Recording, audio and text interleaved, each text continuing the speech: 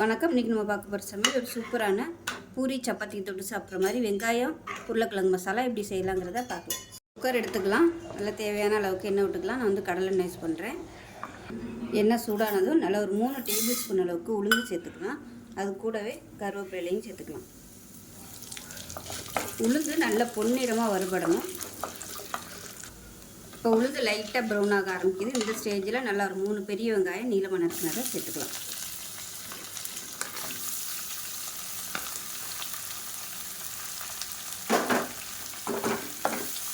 வெங்காயம் நல்லா வதக்கி விட்டுக்கலாம். இது கூடவே பெரிய பச்சை மிளகாய் ஒரு 3 பச்சை மிளகாய் 2 கீறிட்டு சேர்த்துக்கலாம். உப்பு சேர்த்துக்கலாம். மீடியம் சைஸாக ஒரு தக்காளி சேர்த்துக்கலாம்.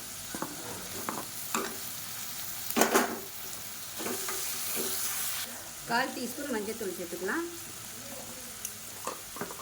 இப்போ இதில் ஒரு அரை டீஸ்பூன் போல் சாம்பார் தூள் இல்லை குழம்பு தூள் எதுனாலும் சேர்த்துக்கலாம்.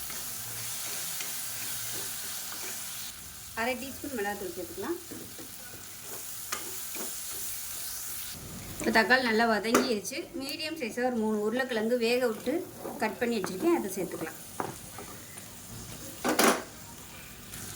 உருளைக்கிழங்கு சேர்த்து ஒரு பரட்டிட்டு இப்போ தேவையான அளவுக்கு தண்ணி சேர்த்துக்கலாம்.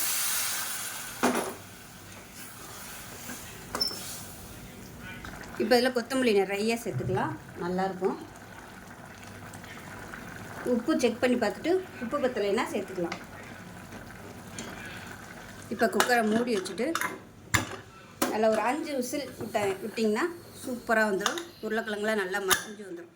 5 விசில் விட்டுட்டு பார்க்கலாம். இப்போ எப்படி இருக்குன்னு பார்க்கலாம். இப்போ இதை நல்லா மசிச்சு விட்டுக்கலாம். உருளைக்கிழங்க மேஷர் வச்சு நல்லா மசிச்சு விட்டுக்கோங்க.